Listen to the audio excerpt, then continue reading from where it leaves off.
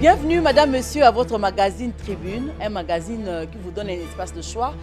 Tribune, nous honorons nos invités. Sur ces plateaux, nous avons le réel plaisir de recevoir un monsieur, il est un habitué de Mondico Télévision. Il s'agit de monsieur Francis Moulaja Kabamba. Il est donc président d'un parti politique qui est le Mouvement de Patriotes pour la démocratie, MPD en sigle. C'est avec lui que nous allons devoir débattre sur l'actualité de la RDC qui est aujourd'hui consacrée à la situation de guerre favorisée par le Rwanda, sous couvert des éléments du M23. Bienvenue, M. Francis Moulaja Kabamba. Merci, madame. C'est un honneur, c'est un plaisir de vous recevoir sur ces plateaux dans Tribune. C'est un magazine où nous vous honorons. Totiona Tribune, pour Toyambayona, ma émission Nabiso Yalilo. Nous sommes bilingues pour permettre une bonne pénétration des informations et de l'actualité. Et pour ce numéro, nous avons le réel plaisir de vous recevoir. Je l'ai bien dit tout à l'heure. Vous êtes président d'un parti politique aujourd'hui. Comment se portent les MPD d'entrée de jeu? Le MPD se porte comme tous les Congolais. Il est frappé par des crises multidimensionnelles qui traversent notre pays. Et sinon, nous essayons de résister contre tout le méandre, toute la crise qu'on nous a imposée ici. Et contre la guerre qui est multidimensionnelle. Mais sinon, le parti résiste. Très bien, le parti résiste, c'est les mouvements de patriotes pour la démocratie. Nous parlons de la guerre dans cette émission. Vous êtes sans ignorer que le M23 est en train d'attaquer notre pays dans la partie Est. Vous, en tant que président d'un parti politique, cette guerre que vous venez de dire sur ces plateaux, que c'est une guerre multidimensionnelle, comment percevez-vous cette guerre injuste, si on peut le dire ainsi? Pour la énième fois, madame, nous continuons à condamner parce que le MPD, tout comme l'ensemble La Mouka, nous avons toujours été le premier à alerter le peuple congolais que notre pays court un risque de balkanisation parce que tout le pays limitrophe qui nous entoure, on estime que le pays n'est pas dirigé. Et en profite pour pouvoir soutirer, nous exploiter nos minéraux gratuitement, exploiter notre peuple, pourquoi pas déplacer les uns, tuer les autres, violer tout ce que vous voulez. Donc, nous sommes à plus de 10 ans que nous sommes sur ces combats, chaque jour. Et nous pensons que cette guerre est injuste et nous la condamnons fermement. Selon vous, quelle est alors la solution pour vaincre cette guerre? Pour la taire définitivement, faudrait-il? Parce qu'il y a d'autres analystes politiques qui pensent qu'il faut aller faire la guerre d'où elle commence, d'où elle est venue. Madame, vous êtes d'avis? Madame, sans vous contredire, je m'en vais vous dire que toutes les nations du monde entier préparent la guerre chaque jour. Toutes les nations du monde entier mènent une guerre chaque jour contre les adversaires, les ennemis. Alors la solution dans notre pays, c'est d'avoir une élite à la tête du pays qui est responsable, intègre, une gestion de la nation d'une manière intègre. Avoir les dirigeants politiques qui sont venus par mission pour pouvoir organiser, diriger ce pays et non pas avoir de mercenaires, des hommes d'affaires, des affairistes à la tête du pays. Et c'est ça le vrai problème que nous avons. Et la guerre, pour la mettre fin, il nous faut un régime suffisamment informé et une gestion de la République réellement intègre afin de doter ce pays, pas seulement d'une armée, pas seulement de la police, mais aussi des infrastructures. Parce que notre pays est dépourvu de tout. Vous voyez, lorsque le pays n'a pas d'économie, n'a pas d'infrastructure, le pays ne peut pas avoir les moyens suffisants pour pouvoir équiper, armer et préparer et former une armée. Parce que le domaine militaire, c'est le domaine qui coûte le plus cher. Il coûte le plus cher, c'est le domaine où toutes les nations du monde ne cessent de faire des recherches, ne cesse d'augmenter les budgets pour l'armement, pour l'armée. Chaque pays du monde, chaque année, augmente le budget de l'armée pour faire de sorte que l'armée soit toujours au bon niveau et soit toujours performant. Donc voilà, madame, pour terminer la guerre, premièrement, il faut absolument de dirigeants intègres, patriotes et une gestion intègre de la République. Monsieur Francis Moulaja, les dirigeants intègres, quand vous dites ça, ça veut dire que les MPD nous disent aujourd'hui que la guerre à l'Est, il faut vraiment, on va encore continuer dans cet état. La guerre continue. Ça, tant que nous ne résolvons pas le problème de la gestion du pays d'une manière intègre, les pays, vous êtes d'ailleurs, aujourd'hui nous focalisons l'attention sur M23 seulement, mais les pays limitrophes ont injecté dans notre pays plus de 120 groupes armés. Plus de 120 groupes armés. Ça veut dire qu'aujourd'hui, même si vous résolvez les problèmes de l'Est, il y a l'Ouest, là on vient de voir les Aquamout, là-bas aussi, il y a eu le problème de la sécurité. Donc c'est pour dire que ça peut quitter l'Est et aller de l'autre côté. Non, je veux dire d'abord que vous pouvez d'abord mettre fin à M23 comme Kabila l'a fait en 2013, mais vous ne mettrez pas fin à l'insécurité. Parce que l'insécurité à l'Est est basée sur plus de 120 groupes armés, financés par nos minéraux, financés par des multinationales, financés qui ont des bases arrière des pays limitrophes. Vous comprenez? Donc, ramener la paix à l'Est de notre pays demande d'abord et surtout un régime réellement patriote et qui doit gérer notre pays d'une manière intègre. Pas de gens qui sont dans les scandales de détournement chaque jour, pas des gens qui sont venus faire le tourisme, pas des hommes d'affaires. Sinon, notre peuple continuera à souffrir. Mais quel est ce message d'espoir que le MPD, vous en tant que ce président, peut donner à la nation congolaise qui peut espérer voir la fin de la guerre? Parce que ceux qui meurent là-bas, ce sont nos frères, nos compatriotes. L'espoir, le message, c'est que si nous sommes là, des années à organiser des marches, des sit-ins, à se faire arrêter par la police de M. Tshisekedi, à se faire gazer, à se faire bâillonner, enlever, tout ce que vous voulez, c'est pour que ce peuple sache qu'il ne faudrait pas, qu'il pense que à chaque fois qu'il y a des gens qui s'imposent à la tête de leur pays, qu'ils pensent que ça va rester éternel. Et ici, les combats que nous avons, c'est le combat de pérenniser la démocratie, c'est le combat de se dire, tant qu'il y aura des élections régulières, le peuple finira toujours par obtenir sa souveraineté et le peuple finira par avoir la même mise sur les politiciens. C'est la raison pour laquelle nous soutenons la voie de la démocratie.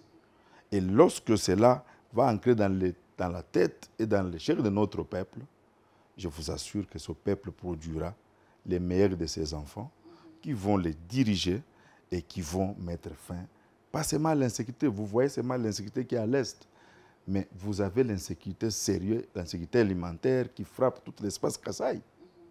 Vous avez l'insécurité sociale qui rend tout le monde immoral.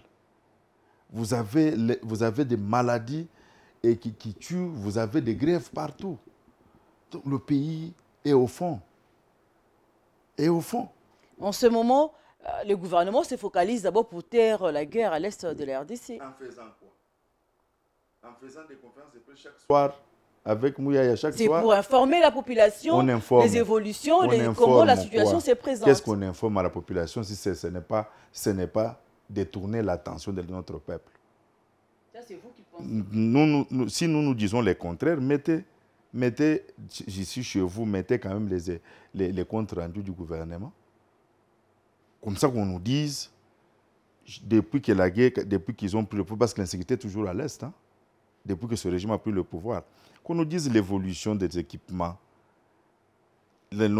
combien les militaires sortent des académies, chaque année ou chaque période, combien d'armements on achète, combien on déclasse, combien on fait des recherches sur le plan technologique, sur le plan militaire. C'est ça, informer notre peuple. C'est ça, c'est focaliser sur la guerre.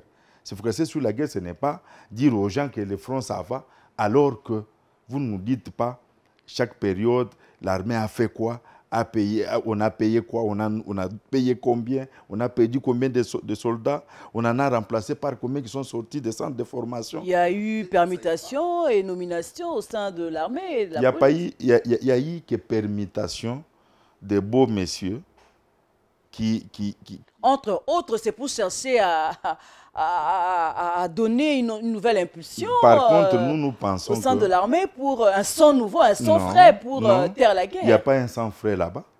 Quel est le sang frais qu'on a? Les militaires qui dansent à la télévision. Si vous avez vu un danser, ce n'était pas tous les militaires, mais c'est Donc, Francis des Moulaja. danseurs, Nous évoluons. des danseurs, des musiciens, et puis des militaires qui ont toute leur vie On ont ne peut été pas seulement... empêcher un militaire qui a été promu, qui peut festoyer, ce n'est pas un péché. Ah bon? Pendant la guerre. Et un militaire qui est déjà bien habillé comme ça, avec des bijoux, il enlève ça, il va aller se battre. Madame, c'est une distraction. C'est une distraction, nous demandons au peuple, nous demandons au régime Tshilejelo de revenir au Congo. Nous avons attiré la sonnette d'alarme depuis 2019. Nous avons organisé des marches de soutien au FARDC, des soutiens à la République, qui ont été même caillassés par les militants de l'UDPS. Et vous continuez encore parce que déjà, le dimanche... nous continuons. Ouais. Et le souci, c'est quoi? C'est de ramener M. Tshilombo au Congo, d'utiliser les ressources de notre pays au service de la nation. Il ne peut pas être concevable qu'un monsieur qui part au Parlement pour seulement tambouriner sur les trucs, changer les camps. Aujourd'hui, il était kabiliste parce qu'il est devenu tshisekedi en dansant beaucoup, en formulant beaucoup de belles phrases pour louer béton. Il touche 21 000 $. Alors que les militaires, nos policiers, nos militaires n'ont jamais eu même une dotation d'une tenue. Vous trouvez ça normal? Regardez l'état même des tenues de nos policiers dans la rue, délabrés. Mais lorsque nous sommes à un niveau pareil, comment un pays peut espérer à se faire respecter? Comment les pays vont se faire respecter? On vous voit, vous les dirigeants, vous très gros, vous grossissez chaque jour à la télévision, vous portez très cher, alors que vos enfants n'ont même pas de médecins à l'hôpital. Les médecins sont en grève, madame. Les médecins sont en grève, ça fait 2 ans. Il y a un pourparler avec le gouvernement. Oui, mais ça fait 2 ans. Et ceux qui meurent aujourd'hui, là, après les pourparlers, ils vont revenir à la vie. C'est ça notre message. C'est le pourquoi nous allons encore marcher le dimanche. Pour ramener ces Congolais qui sont à la tête de ce pays, de savoir qu'ils n'ont pas un autre pays, ils n'ont pas une autre nation que le Congo. Comment se comporter comme des mercenaires? Comment vous comportez comme des mercenaires dans votre propre pays? Voilà. C'est pas normal. Nous évoluons au cours de notre émission Tribune. Aujourd'hui, il y a plusieurs voix qui s'élèvent. Déjà, c'était aussi le souhait même d'Antonio Guterres, qui est le secrétaire général des Nations Unies, qui a proposé, qui a annoncé que les M23 avaient des équipements sophistiqués, plus que même les Nations Unies. C'était pour dire que l'option négociation serait la meilleure option à prendre.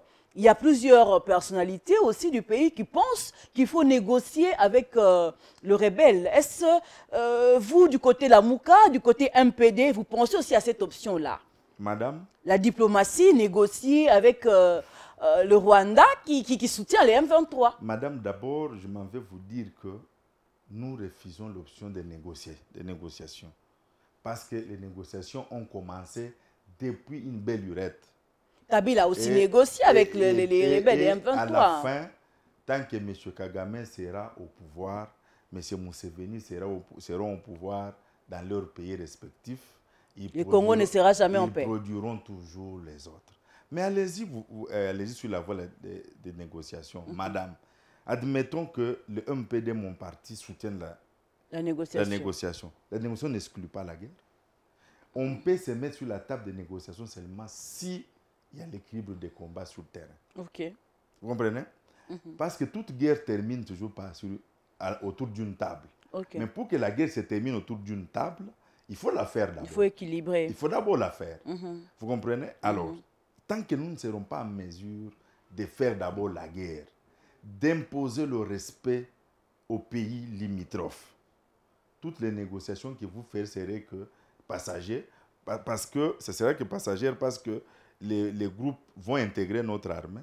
Ils vont déjà, l'Assemblée nationale, voilà. l'Assemblée nationale vient de statuer sur cette question. Il dit l'option, il a déjà levé les équivoques sur le mixage, le brassage au sein de l'armée ou dans les services de sécurité. Ça, c'est déjà hors des questions. Non, il faut mettre de côté nos amis là de Dialelo. Ces amis là de Dialelo, quand nous étions en train de pleurer les morts à l'Est. Mais il y a aussi ceux de la Mouka qui sont à l'Assemblée nationale. Madame, je vous dis que dans une assemblée, il y a une majorité qui décide sur une minorité. Oui, ça va? C'est vrai. Cette majorité-là, mécanique, achetée, achetée, comme vous les connaissez, ils sont là que pour chanter, madame. Ce n'est pas un parlement. Parce qu'un parlement responsable serait levé au début, depuis 2019 que nous dénonçons cette situation-là, serait levé et aurait pris il a laissé même M. Chulombo aller signer des contrats avec Kagame à la télévision sans même pas que ça passe au Parlement. Est-ce que vous avez les contenus de ces contrats dont vous faites allusion? Ça, ce sont des accusations fortuites. Non, ce ne sont pas des accusations parce que vous savez que quand ça a été annoncé par votre président... Parce que la Mouka aussi n'a pas... Non. Madame, nous ne parlons pas des choses en l'air. Mais M. Chulombo a traversé au Rwanda. C'est la RTNC qui a filmé les accords sur le raffinage de nos minéraux. Ce n'est pas une invention. Ces accords-là, comment il est allé les signer, les finaliser, alors que ce n'est pas passé par le peuple qui est représenté par un parlement? Est-ce que ce parlement a réclamé ça? Et aujourd'hui, nous aurions voulu bien que lorsque M. Tshisekedi s'annonce à la nation, nous dise, je mets en place un cadre pour nous retrouver, afin qu'ils nous disent, nous les Congolais, les accords qu'il a signés avec Museveni, avec Kagame. Parce que les accords de Museveni, c'est pour faire même les routes aux frontières de chez nous. Mais au retour, Museveni gagne quoi? Quand Museveni envoie son armée au Congo, au retour, il gagne quoi? Lorsque Kagame envoie ses troupes au Congo... C'est comme on dit, voilà. On ne fait pas la guerre quand ça brûle sur le voisin. C'est dans cet aspect-là. Non, en politique... Les Africains, c'est la solidarité qui règne. Quand il y a ça brûle chez les voisins, on est appelé à apporter secours. S'il y avait solidarité, Museveni ne pouvait pas laisser les M23 entrer par Ouganda. Alors qu'il était en accord avec Félix. Alors qu'il envoyait ses troupes au Congo, mais M23 prend Bunagana en mode que les troupes ougandaises sont au Congo. Quand Bunagana tombe, les groupes ougandais, on a fait les mutualisations des forces, non? Mais c'est par Ouganda que les M23 est entré. Vous voulez nous dire... Non, en politique, il n'y a pas de solidarité. Il n'y a que le gouvernement, le régime en place, qui est en train de penser à des chimères. Non, ce sont des partenaires fiables. On vous voit en train de vous taper sur les épaules pour montrer au peuple que c'est toi maintenant qui viens changer les ambitions belliqueuses de Kagame. Et après, vous venez, non, la demande n'a pas marché. Non, monsieur. En politique, là, entre les nations, il n'y a pas... on ne se fait pas de cadeau. Il n'y a pas de cadeau. Il n'y a pas les beaux yeux qui priment. Ce qui prime, ce sont les intérêts entre les nations. Vous comprenez? Ce n'est pas aller tapoter l'épaule d'un président de la République à l'extérieur pour montrer aux gens que vous étiez amis où? Où? Même si vous étiez les amis. Il y a eu un moment que Kagame et Museveni se sont battus à Kisangani. Alors que si Kagame est ce qu'il est, c'est Museveni qui l'a fabriqué. Mais ils se sont battus à Kisangani parce qu'ils devaient prendre le contrôle de l'or. Vous comprenez? Parce qu'ils devaient prendre le contrôle de l'or. Alors, c'est pour dire que ces exemples-là suffisent pour que notre peuple comprenne qu'entre les nations, il n'y a pas d'amitié. Il n'y a que les intérêts qui priment. Très bien. Nous évoluons. Monsieur Francis Moulaja, vous aviez suivi, comme moi, l'appel à la solidarité lancé par le président de la République. On demande à toute la classe politique de taire les divergences afin de faire face à la guerre. Comment cela a été perçu au MPD, où vous êtes président, et au Lamouka, parce que vous êtes aussi membre de cette grande plateforme politique? D'abord, nous sommes restés sur notre soif. Nous n'avons pas compris ce que M. Tshisekedi voulait dire, parce que la classe politique congolaise n'est pas divisée. La diversité politique n'est pas une division. Mais la division intervient lorsque il y a une classe politique qui soutient la guerre à l'Est. Alors qu'au Congo, il n'y a aucune classe politique qui soutient la guerre à l'Est. Nous qui sommes dans l'opposition, nous sommes les premiers. Au moment où lui mangeait avec Kagame, nous étions en train de dénoncer. Nous étions en train de condamner cette attitude-là, cette légèreté-là, d'aller se jeter entre les mains d'un Satan qui tue votre peuple chaque jour. Alors nous disons à notre peuple qu'on ne vous distraye pas. La classe politique congolaise est dans une diversité politique, elle n'est pas opposée, elle n'est pas divisée. Elle n'est pas divisée, il n'y a aucune classe politique qui soutient la guerre de l'Est. Par contre, nous avons un régime qui est à la base de ce qui arrive là-bas, qui fait la continuité de tous ceux qui sont passés ici en train de privilégier leurs petits intérêts par rapport à l'intérêt de la nation. Parce qu'on ne peut pas comprendre qu'au moment où vous avez la guerre au pays, mais vous êtes dans un état de fête à Kinshasa. Vous pouvez empêcher quelqu'un de festoyer? Festoyer? Même à l'Est là-bas, il n'y a pas de gens qui se marient. Madame, quand vous êtes mère, tel que je vous connais, votre enfant est entre la vie et la mort. Alors que vous n'avez pas qu'un seul enfant, vous en avez les autres. Vous allez vous mettre en l'état des fêtes parce que vos enfants jouent, vous jouez avec eux ou vous êtes concentré à sauver la vie de celui qui est à l'agonie. Voilà les vrais problèmes. Les problèmes, quand on refuse d'armer son pays, quand on refuse d'armer... Nous tous, nous savions que nous étions sous embargo, alors qu'aujourd'hui, le Conseil de sécurité est venu annoncer officiellement à nos deux présidents de chambre parlementaire de la RDC que c'était les groupes armés qui étaient sous embargo. C'est quelque chose, c'est un flou qui a été entretenu par la communauté internationale, les Nations Unies. Non, c'est là la trahison. Le président Martin Fayoulou, en faisant le dernier meeting qu'il a tenu à Sainte-Thérèse, si vous étiez là, si vous avez les images, revenez, il a dit clairement à la population l'année passée à Sainte-Thérèse pour dire qu'il n'y a pas l'embargo au Congo. S'il y avait l'embargo au Congo, M. Kabila pouvait s'acheter des avions de guerre que vous avez vu là décoller. C'est M. Kabila qui les a achetés. Il les a achetés comment? Ça veut dire que les gens se sont mis dans une logique de croire que le Kenya... Vous avez suivi M. Chilombo dans le média international en train de dire non, écoutez, tout sérieux, hein, les Kenyans vont entrer par Bunagana. Imaginez-vous déjà le sort d'M23. Vous vous rendez compte que les fils des autres vont venir mourir pour un pays qui ne leur appartient pas. Maintenant, quand les Kenyans sont venus, les Ougandais sont venus, qui est allé mourir pour le Congo? Ils font la zone tampon. Or, c'est ce que nous refusons, la zone tampon. Parce qu'ils font la zone tampon, c'est ce qu'ils ont fait pour diviser le Soudan. Nous nous rappelons, c'est ce qu'ils ont fait pour diviser la Yougoslavie. Nous ne voulons pas des zones tampons. Nous voulons un engagement comme ça a été fait en 60.